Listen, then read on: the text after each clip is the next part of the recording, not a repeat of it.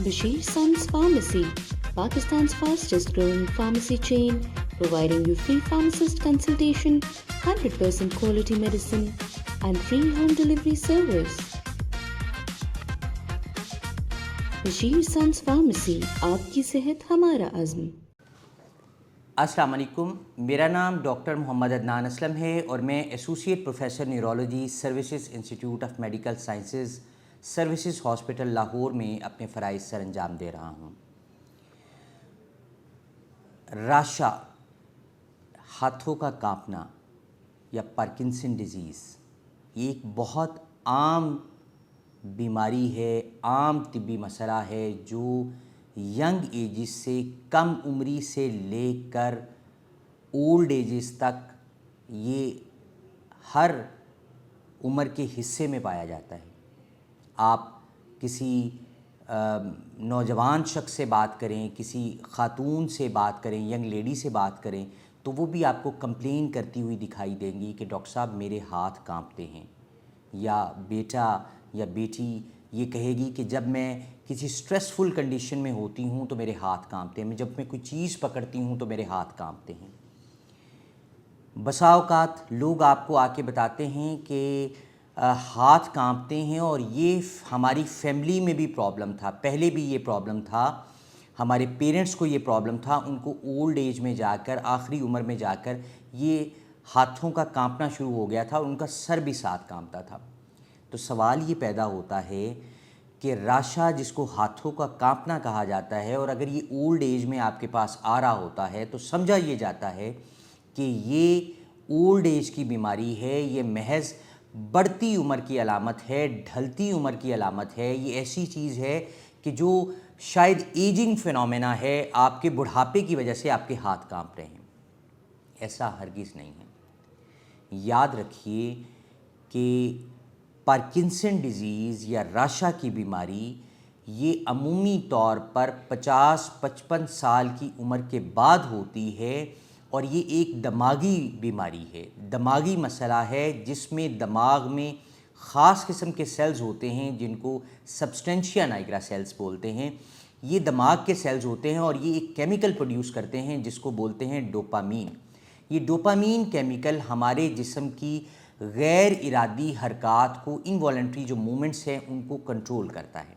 जब ये dopamine chemical ख़त्म हो जाता है या कम हो जाता है या वो सेल वो किसी भी वजह से वो डोपामीन केमिकल प्रोड्यूस नहीं करते या कम करते हैं तो तब मरीज़ के जिस्म में 4 बुनियादी अलामात आनी शुरू हो जाती हैं।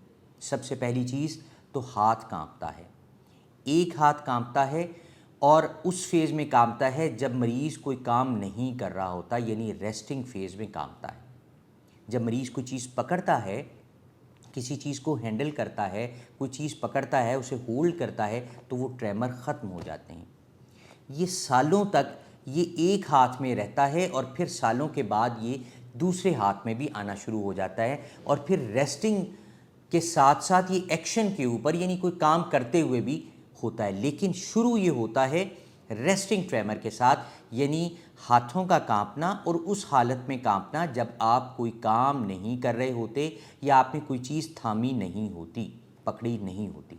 रेस्टिंग ट्रेमर पहला फीचर।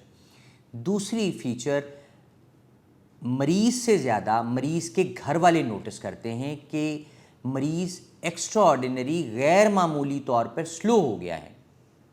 मरीज़ अपने रोज़मर्रा के कामों में ज़्यादा वक्त लेता है, जैसे ख़ुद से कपड़े तब्दील करना, जैसे नहाना, जैसे मुँह हाथ धोना, जैसे अपने बेडरूम से उठकर जो है वो डाइनिंग रूम तक आना, डाइनिंग हॉल तक आना खाना खाने के लिए। तो इन सारे पर्सनल जो काम हैं उनमें ज़्यादा वक्त लगना शुरू हो जाता है रूटीन से ज़्यादा।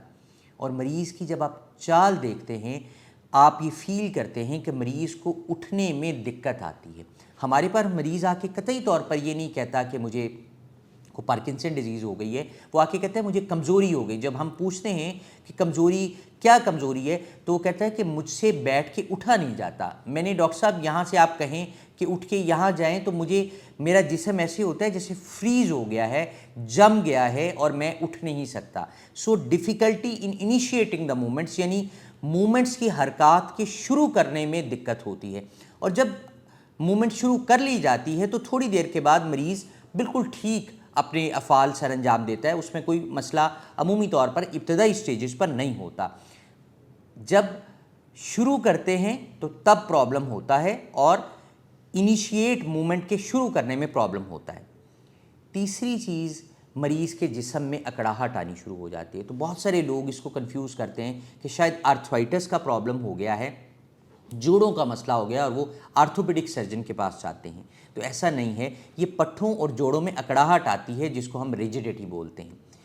چوتھی چیز، مریض کے چال میں کچھ تبدیلی آنی شروع ہو جاتی ہے۔ وہ چال میں تبدیلی بھی زیادہ تر گھر والے نوٹس کرتے ہیں۔ وہ کیا تبدیلی ہوتی ہے کہ مریض چلتا ہے تو چھوٹے چھوٹے قدموں کے ساتھ چلتا ہے، اور ایسے دیکھنے والے کو محسوس ہوتا ہے کہ اس کے فیٹ گلو ہو گئے ہیں، زمین کے ساتھ چمٹ گئے ہیں، چپک گئے ہیں، اور اس کو چھوٹے چھوٹے قدموں کے ساتھ چلے گا۔ اور جب آپ چلتے اسے آبزرو کرتے ہیں تو آپ یہ نوٹس کرتے ہیں کہ جو نارملی ہم چلتے ہوئے ہماری آرم سوئنگ ہوتی ہے، جب ہم موو کرتے ہیں تو وہ آرم سوئنگ بھی نہیں ہوتی۔